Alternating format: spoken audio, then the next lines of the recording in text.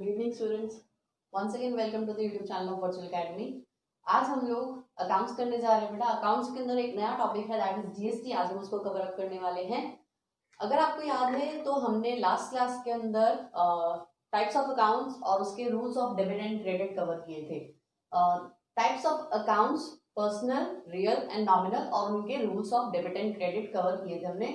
Now the thing is कि हमको करना चाहिए journal entries. Okay, the next step should be journal entries, but because of the introduction of a new taxation procedure, that is GST, उसके हिसाब से हमको journal entries pass करने के लिए आ सकती हैं। ओके, सो टैक्सेशन के हिसाब से जो स्पेसिफिकली जीएसटी के हिसाब से मेरे को जर्नल एंट्रीज करने के लिए आ सकती हैं, तो सबसे पहले मुझे समझना जरूरी है कि ये होता क्या है। ठीक है, हमारी कंट्री के अंदर टैक्सेशन जो सिस्टम है वो किस तरह से प्रोसेस करता है, हमारे पास कितने टाइप्स ऑफ टैक्सेस हैं, और ये जो लेटेस्ट इंट्रोडक्शन है इन द टैक्सेशन फील्ड वो किस तरह से काम करता है, और उनकी जर्नल एंट्रीज अकाउंट्स के अंदर किस तरह से करने के लिए आ सकती हैं।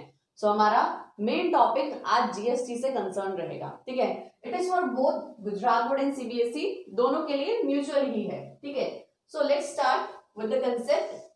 बेटा, जीएसटी समझने से पहले आपको एक चीज समझना बहुत जरूरी है कि टैक्सेस क्या होते हैं। What are taxes? कभी भी किसी भी गवर्नमेंट को या फिर किसी भी जो ऑर्गेनाइजिंग जो गवर्निंग बॉडी होती है, जो पूरी कंट्री को गवर्न कर रही है, उसको रिसोर्सेज की जरूरत होती है, पैसे की जरूरत होती है। तो वो पैसा उनको कहाँ से मिलता है? Through taxes. पहले जब राजा महाराजाओं का जमाना था तभी भी टैक्सेस लगते थे। अभी जब गवर्नमेंट है, हमारी डेमोक्रेटिक गवर्नमेंट है, हमने चुनी हुई है, उनको भी पैसे की जरूरत होती है। सब कुछ गवर्न करने के लिए। गवर्न का मतलब क्या होता है कि पूरी कंट्री की देखरेख करने के लिए, उसको चलाने के लिए उनको पैसे की जरूरत होती है। That is all coming through taxes. तो टैक्सेस हर एक जमाने में, हर एक टाइम पीरियड के अंदर it was always there. Okay, लेकिन अभी अभी के सिनेरियो के अंदर हम जिस टाइम पीरियड में रह रहे हैं, हमारे पास टू टाइप्स ऑफ टैक्सेस हैं। Taxes which are of two types. कौन कौन से हमारे पास? एक है बेटा डायरेक्ट टैक्स, दूसरा है इनडायरेक्ट टैक्स।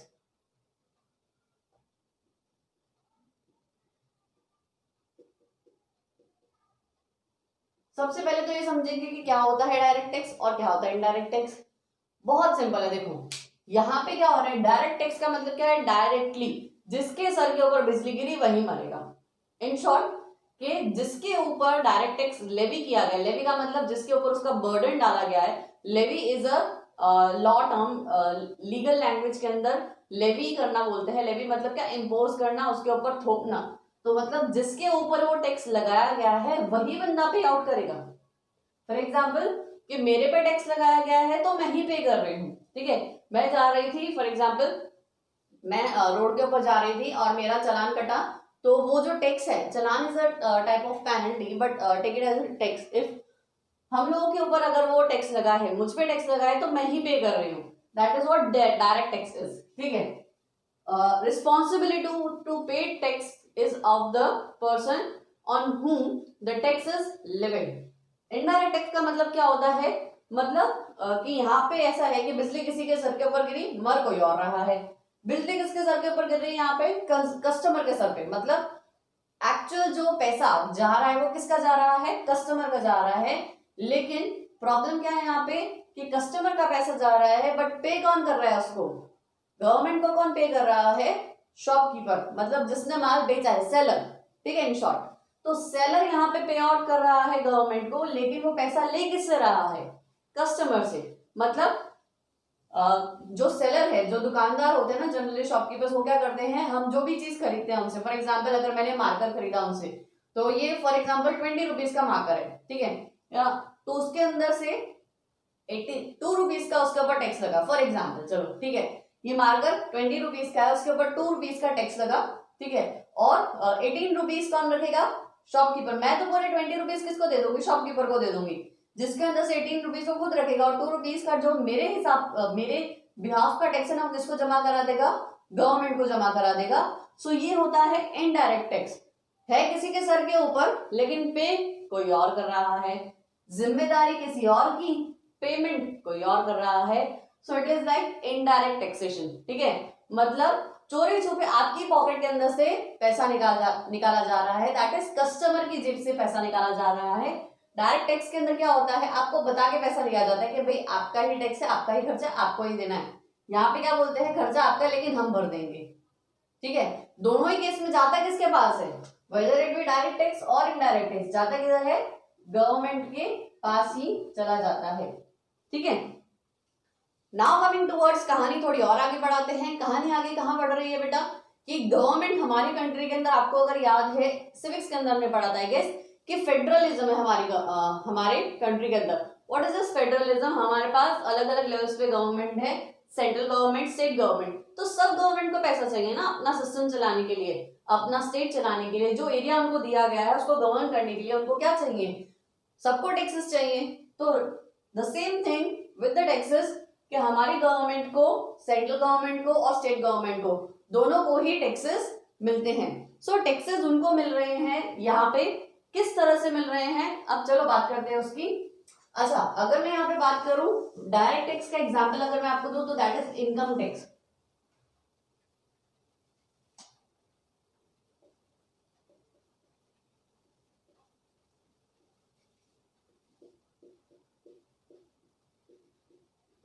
डायरेक्ट टैक्स का अगर मैं आपको एग्जांपल दूं, that is my income tax. Income tax का मतलब क्या होता है, आपने सबने सुना होगा, जितनी आपकी इनकम है उसका at the end of the year calculation करते हैं, आपको 31 March, 1 April to 31 March of the respective years calculation किया जाता है, आपने कितना इनकम अर्न किया और उसके ऊपर आपको टैक्स लगाया जाता है, that is our income tax. While as indirect tax हमारे पास काफी सारे हैं,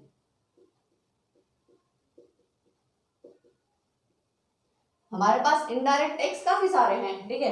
मैं आपको थोड़ा सा बताने की कोशिश करती हूँ। अभी जो हमने बात किया फेडरल सिस्टम की, तो उसके अंदर इनडायरेक्ट टैक्स कौन कौन, अच्छा ये डायरेक्ट टैक्स पूरा का पूरा कौन लगाता है, इनकम टैक्स कौन लगाता है बेटा, ये लगाती है central government. Central government, CG मतलब सेंट्रल गवर्नमेंट। इनडायरेक्ट टैक्स कौन कौन लगाता है, सेंट्रल गवर्नमेंट भी लगाती है और स्टेट गवर्नमेंट भी लगाती है। तो सेंट्रल गवर्नमेंट कौन कौन से टाइप के टैक्स लगाती है, देखो सेंट्रल गवर्नमेंट के अंदर टैक्स लगता है बेटा, देखो हमारा ये है हमारा for example customs, excise duty, फिर कस्टम्स, फिर है हमारा इंटरस्टेट सेल्स टैक्स,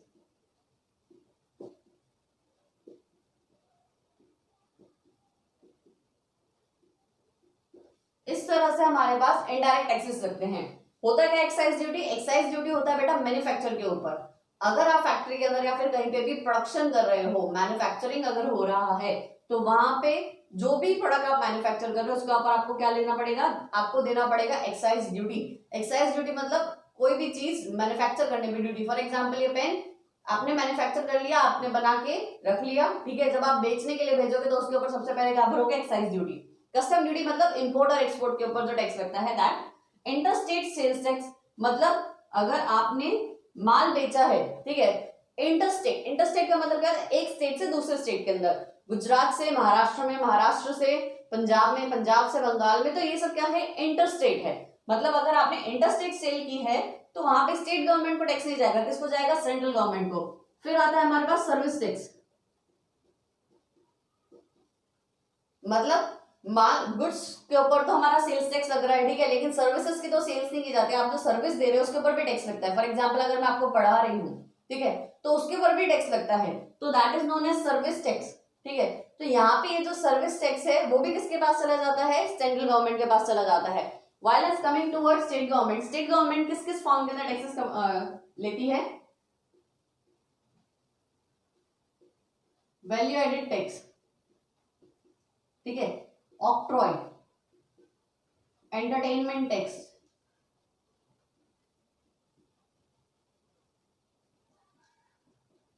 ये कुछ टैक्स है जो कौन लेती है, स्टेट गवर्नमेंट लेती है।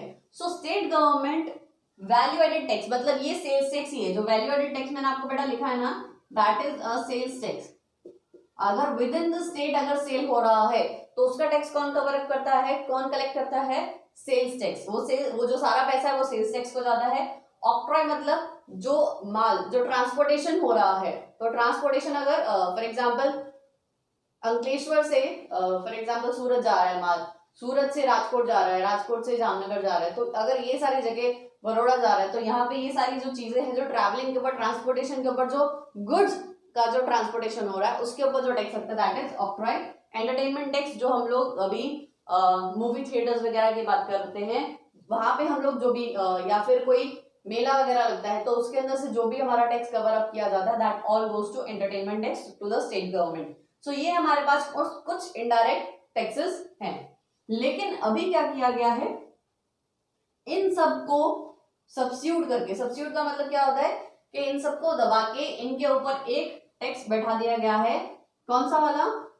इन सबको हटा के गवर्नमेंट ने क्या किया है, एक टैक्स लाने की कोशिश की गई है दैट इज जीएसटी। क्या है इसका full form? Goods and service tax.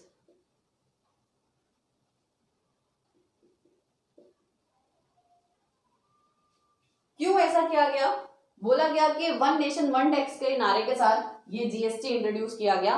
कब इंट्रोड्यूस किया गया? 1 जुलाई 2017 के अंदर इंट्रोड्यूस किया गया है ये पूरा कॉन्सेप्ट जीएसटी का।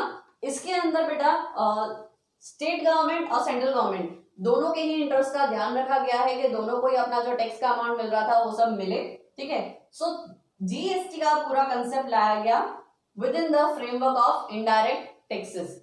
मतलब अब गुड्स और सर्विस टैक्स मिला के ये सारे टैक्सेस वो अपने आप कवर कर लेता है। This was the whole concept for introducing GST, one nation one tax. Okay, so now coming towards exclusive over GST, ये जीएसटी क्या होता है और जीएसटी का कामकाज किस तरह से चलता है।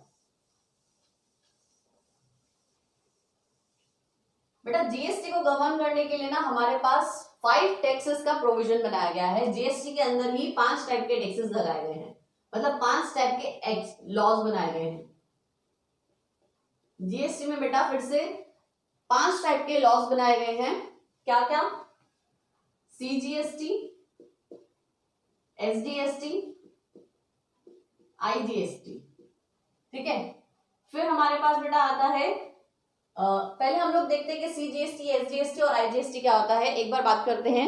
उसके बाद हम लोग बात करते हैं अच्छा यूनियन टेरिटरी। यहाँ पे सीजीएसटी, एसजीएसटी, यूटी, जीएसटी, ठीक है, IGST, integrated GST. Then we have one more act that is goods and service state compensation act, goods and service state compensation act.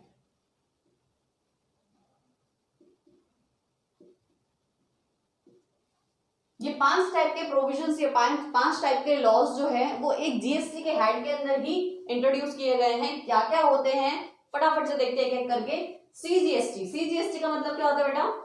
CGST is my central government, central GST,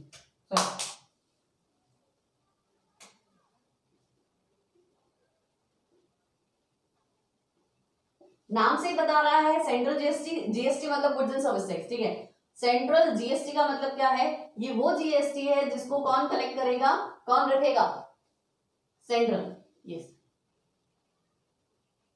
central government. SGST क्या बोलता है? State GST. नाम से पता लगता है कौन रखेगा इसका, जो भी टैक्स का पैसा आएगा वो कौन रखेगा? State government. यूटी जीएसटी मतलब यूनियन टेरिटरी बेटा।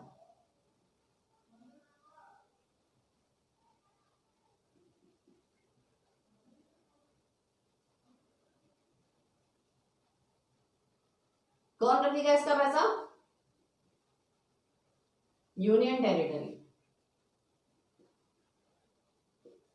जीएसटी, ठीक है। आईजीएसटी का मतलब क्या है? Integrated GST. देखो होता क्या है, सीजीएसटी का मतलब क्या है बेटा? मैंने अभी आपको पहले ही बताया कि इनडायरेक्ट टैक्सेस के अंदर कुछ टाइप के टैक्सेस कौन ले रहा है? हमारी सेंट्रल गवर्नमेंट। और कुछ टाइप के टैक्सेस कौन ले रहा है? State government. तो सेंट्रल गवर्नमेंट जो भी टैक्सेस ले रहा है उसको कंपनसेट करने के लिए हमने क्या रखा? CGST, that is central GST. State GST का मतलब क्या है कि कुछ टाइप के जो टैक्सेस कौन ले रहा था, स्टेट ले रहा था, उसको कंपनसेट करने के लिए हमने रखा है state GST. Union territory, now for example state नहीं है वो जगह क्या है, union territory. As we all know we have 7 union territories. तो ये यूनियन टेरिटरी के अंदर अगर कोई भी माल बेचा जा रहा है तो उसके लिए अलग ही एक्ट बनाया गया है, that is union territory GST. Then we have IGST, that is integrated GST, sorry integrated GST. Integrated GST कब लगता है, when there is inter state cell.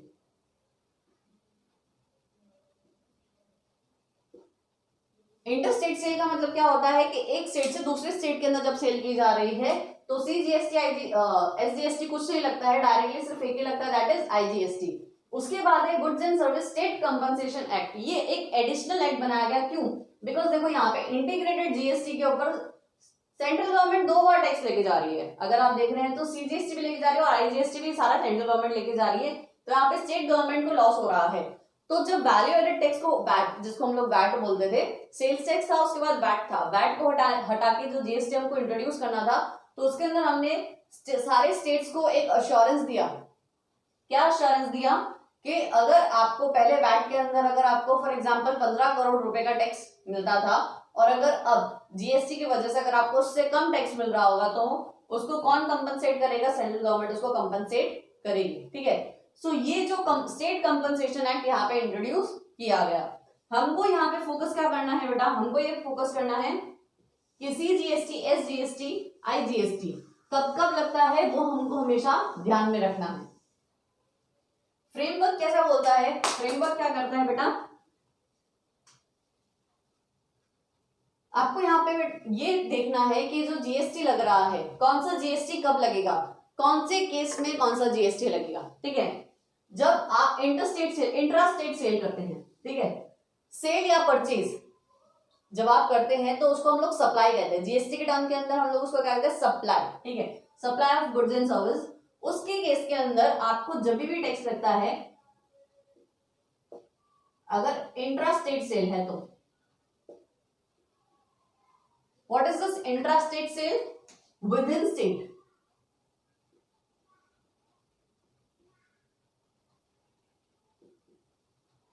Then we have interstate sale.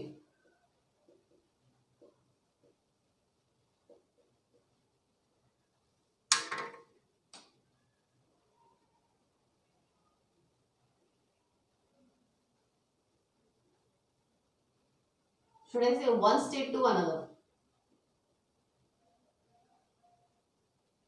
एक स्टेट से दूसरे state के अंदर जब आप सेल कर रहे हैं।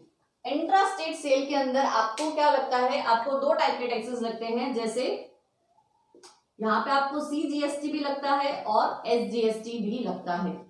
अब आपको पता है कि हमारे पास जीएसटी के 5 से 6 शेड्यूल्स है, मतलब उसके अंदर टैक्स रेट अलग अलग है, जीएसटी के टैक्स रेट अलग है। फॉर एग्जांपल अगर 5% का टैक्स रेट है जीएसटी का, शेड्यूल 1 के अंदर क्या है 5% का टैक्स, तो 5% का टैक्स कैसे बाइफरकेट किया जाता है, सीजीएसटी को आधा मिलेगा, मतलब 2.5%, जो पूरा 5% का टैक्स आ रहा है उसके अंदर से आधा सेंट्रल गवर्नमेंट को जाएगा और आधा किसको चला जाएगा, स्टेट गवर्नमेंट को। ठीक है, अगर मैं यहाँ पे इंटरस्टेट सेल करती हूँ तो पूरा का पूरा पैसा कहाँ पे जाता है, आईजीएसटी लगता है। इंटरस्टेट सेल के टाइम के ऊपर आईजीएसटी लगता है और आईजीएसटी का अगर रेट यहाँ पे 5% है तो ये पूरा का पूरा किसको जाएगा, सेंट्रल को। यहाँ पे 2.5% जो है वो कहाँ पे जाता है, सेंट्रल को, और 2.5% कहाँ पे जा रहा है, स्टेट को। Are you getting the point? अगर इंट्रा स्टेट सेल है, अगर within the state, state के अंदर अंदर ही सेल कर रहे हैं तो सीजीएसटी एंड एसजीएसटी दोनों लगेगा।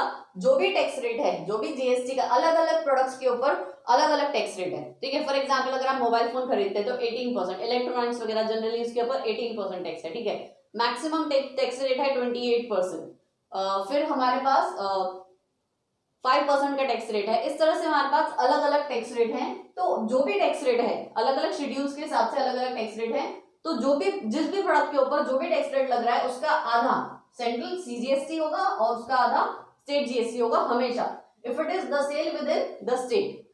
अगर इंटर स्टेट सेल है तो उस केस के अंदर आपको एक ही लगेगा, दैट इज आईजीएसटी, और आईजीएसटी का पूरा जो कलेक्शन है वो किसको चला जाएगा, सेंट्रल को। देन कंपनसेशन एक्ट के हिसाब से वो लोग अपना स्टेट और सेंट्रल गवर्नमेंट के अंदर अपना बांटते रहेंगे। ठीक है, so what we have to consider is, जब भी हम लोग को जर्नल एंट्री करने के लिए आएगा तो उसके अंदर बताया जाएगा कि सेल हो रही है, कहां से सेल हो रही है, विद इन द स्टेट है तो आपको सीजीएसटी और एसजीएसटी वाली एंट्री करनी है, और अगर इंटर स्टेट सेल है तो आपको आईजीएसटी वाली एंट्री करनी है। मेन जो कंसेप्ट है वो यहाँ पे है, ठीक है, बिकॉज हमको जब जर्नल एंट्री करने का आएगा तो हमको बताया नहीं जाएगा कि कौन सा टाइप का टैक्स लग रहा है, सिर्फ टैक्स रेट दे दिया जाएगा और बताया जाएगा कि सेल इंट्रा है या फिर इंटर है, ठीक है। Now coming towards next point कि हमारे पास जो जीएसटी है उसका बेनिफिट क्या है, जीएसटी लगाने का बेनिफिट क्या हुआ। बेटा आप अगर जानते हो ना तो बेनिफिट हमारे पास जो इतने अलग अलग टाइप्स ऑफ टैक्सेस थे उन सबको हटा के हमने एक जीएसटी लगाया, that is one nation one tax का हम लोगों ने स्लोगन दिया कि मतलब गवर्नमेंट ने स्लोगन दिया कि वन नेशन वन टैक्स करेंगे, जीएसटी अप्लाई करेंगे। नाउ ये जो जीएसटी उसका बेनिफिट क्या है,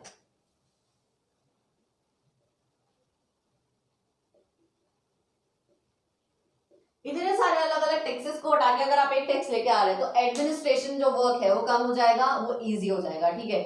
फिर जो रेपिटेटिव टैक्स लगते थे वो नहीं लगेंगे, मतलब सबसे पहला बेनिफिट क्या है, ईज ऑफ एडमिनिस्ट्रेशन,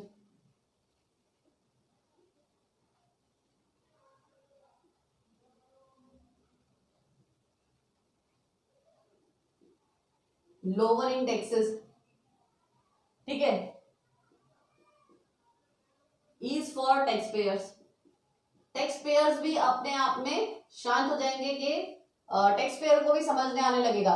पहले इतने सारे अलग अलग टैक्सेस थे, नहीं होता लेमन लैंग्वेज, मतलब अगर हम लोग नॉर्मल लोगों की बात करें, नॉर्मल पीपल की बात करें तो उनको टैक्स का इतना ज्यादा नॉलेज नहीं होता है, तो ये सारे टैक्स का नॉलेज लेने जाए इससे बेटर है कि एक ही टैक्स है जो जिसके अंदर आपको सब कुछ कर लेना है, मतलब सब कुछ आपको वहीं पे पे ऑफ कर देना है, आपको अलग अलग टैक्सेस के अंदर अलग अलग रिक्वायरमेंट्स फॉलो करने की जरूरत नहीं है।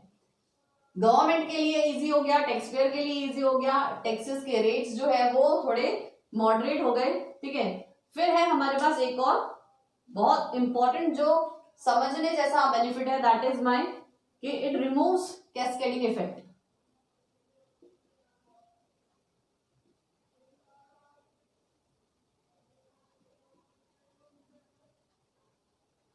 Now what is this cascading effect, वो होता क्या है, कैस्केडिंग इफेक्ट का मतलब होता है जब टैक्स के ऊपर भी टैक्स लग रहा है, मतलब जब टैक्स के ऊपर भी टैक्स लग रहा है।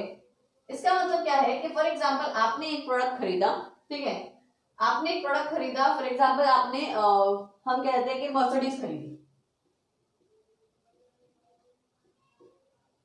ठीक है, फॉर एग्जांपल आपने कोई भी लग्जरी कार खरीदी, ऑडी, कोई भी लग्जरी कार खरीदी, let's not talk about only Mercedes, आपने कोई भी एक लग्जरी कार खरीदी। अब लग्जरी कार आपने खरीदी तो सबसे पहले उसके ऊपर एक लग्जरी टैक्स लगेगा, वो सेंट्रल गवर्नमेंट लगाता है, ठीक है, one of indirect tax central government ने उसके ऊपर, फॉर एग्जांपल जो लग्जरी कार है उसकी वैल्यू है 80 लाख रुपीज, उसकी वैल्यू है कितनी, 80 लाख रुपीज। अब उसके ऊपर क्या लगाया गया, एक लग्जरी टैक्स लगाया गया, ठीक है। फॉर एग्जाम्पल उसके ऊपर लग्जरी टैक्स लगाने के बाद जो वैल्यू हो गई वो हो गई 85 लाख रुपीज की,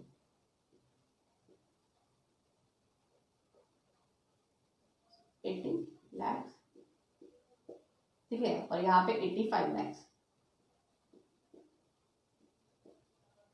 so can I say that कि यहाँ पे जो 5 लाख रुपीज है that is portion of luxury tax, ठीक है।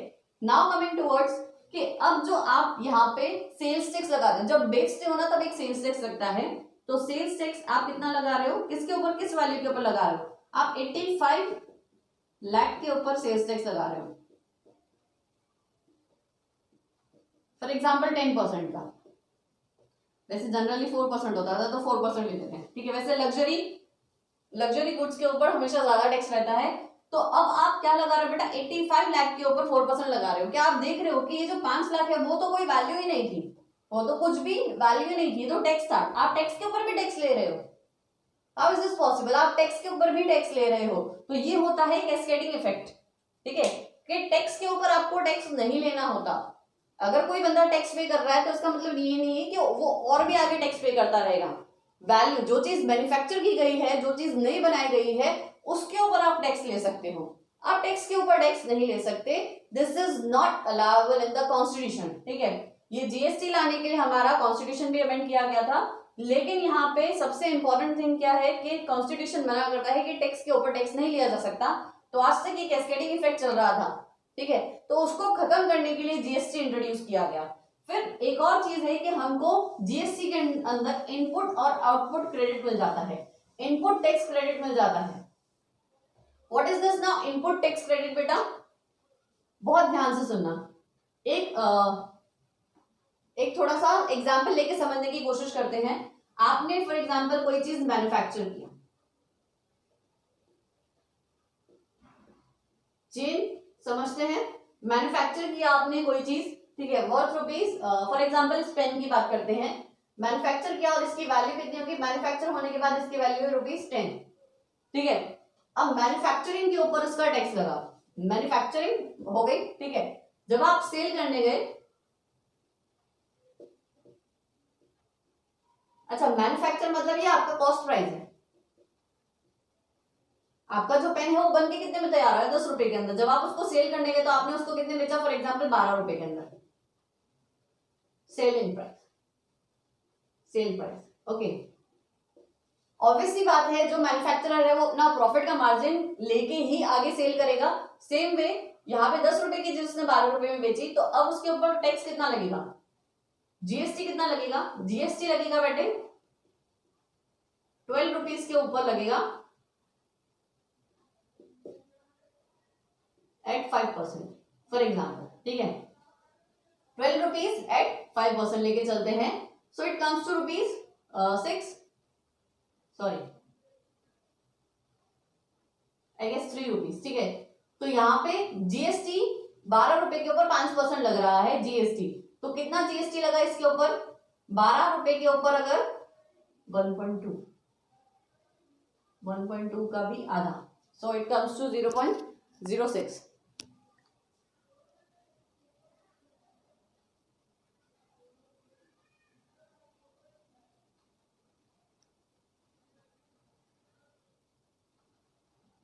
Yes it is 0.6। तो आपको जो टैक्स लगा ना बेटा 12 रुपए के ऊपर 5% का टैक्स मतलब 0.60 पैसा। तो यहाँ पे आपका अब जो आप बेच रहे हो, ठीक है, आप जो बेच रहे हो वो कितना लगेगा? सेलिंग प्राइस, मतलब जो कस्टमर को पड़ रहा है वो कितने में पड़ रहा है? सेल वैल्यू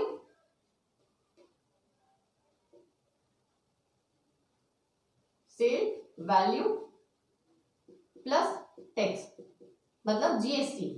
तो सेल वैल्यू कितना है? 12 प्लस 0.6, तो जो कस्टमर है उसको कितने में पड़ा? 12.6 रुपीज के अंदर पड़ा। ये पेन कितने में पड़ा? 12.6 में। ठीक है, अब मानो कि वो कस्टमर ने नहीं खरीदा, वो किसने खरीदा? मैन्युफैक्चरर से वो चला गया स्टेशनरी के शॉप के ऊपर। किसने खरीदा? जो स्टेशनरी का शॉप ओनर है उसने खरीदा। वो कौन है? रिटेलर। चलो होलसेलर को भी हटा दो, दो चेन नहीं एक चेन के अंदर बात करते हैं। मैन्युफैक्चरर से डायरेक्टली किसने खरीदा? रिटेलर ने खरीद लिया। तो रिटेलर जब खरीदेगा तो वो भी अपना कुछ वैल्यू एडिशन करके वो भी आगे बेच देगा ना। फॉर एग्जाम्पल उसको कितने में पड़ा? 12.5 रुपए में। इन शॉर्ट 12.6, 12 रुपीज 60 पैसे के अंदर उसको ये पेन पड़ा। अब उसने क्या किया, यहां पे देखते हैं बेटा, रिटेलर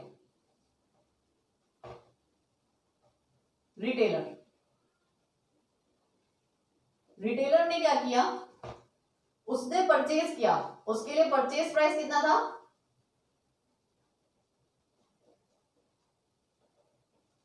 ना फॉर एग्जाम्पल उसके लिए परचेज प्राइस है 12.6 rupees.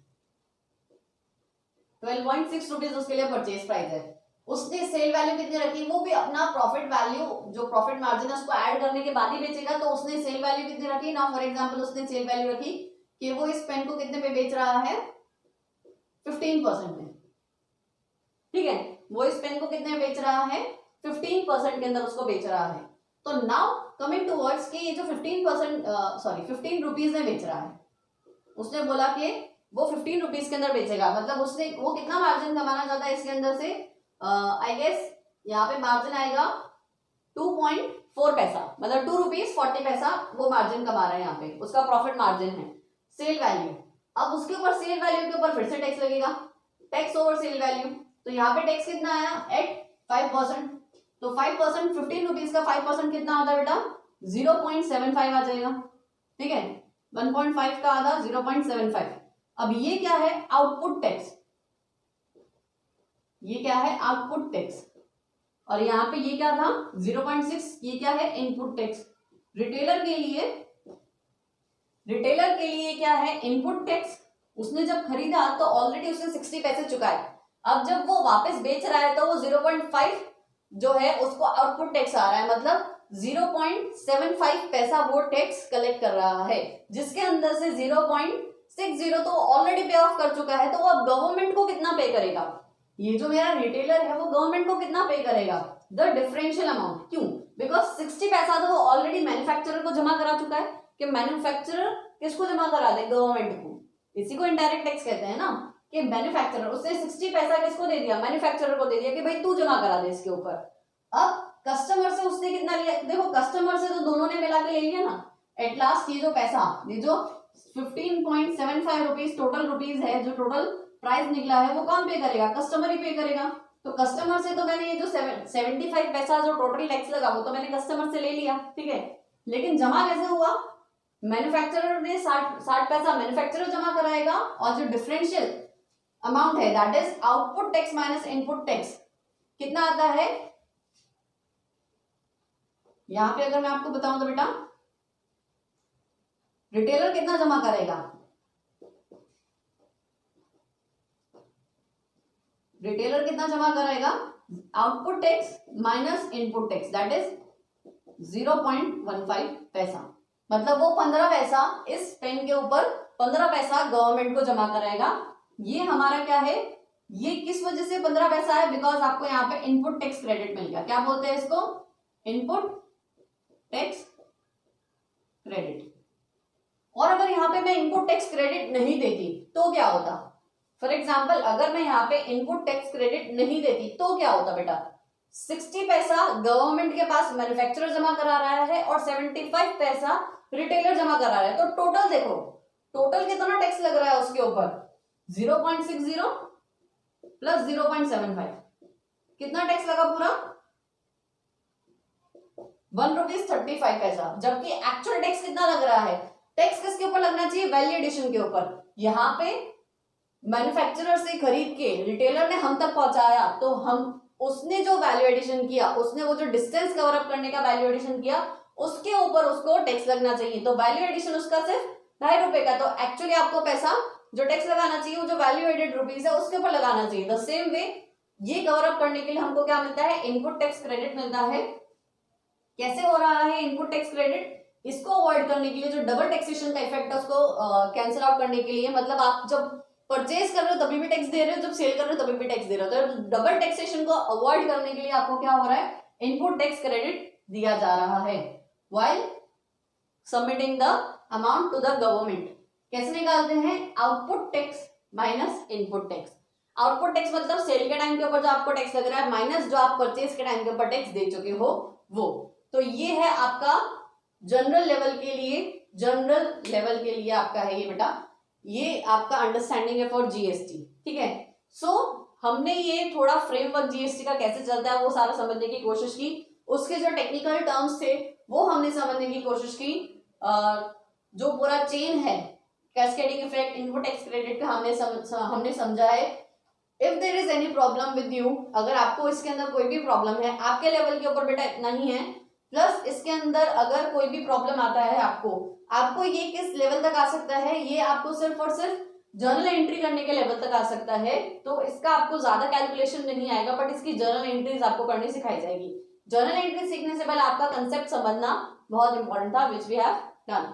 If you have any problem you can comment me और you can send me message on WhatsApp. If there is any problem we can solve it out. Plus अगर आपको हमारे videos पूरी तरह से subscribe करने हैं तो आप हमारे YouTube चैनल के ऊपर सब्सक्राइब करिए, प्लस आप अपनी रिक्वेस्ट भेज सकते हैं कि आपको अगर ये फुल कोर्स चाहिए तो। हमारा फुल कोर्स वीडियोस के ऊपर फ्रीली अवेलेबल नहीं है। 50% of the course 40 to 50% of the course would be available on YouTube. अगर आपको पूरा कोर्स चाहिए then you will have to contact us on the given number in the description. That's it. So see you tomorrow.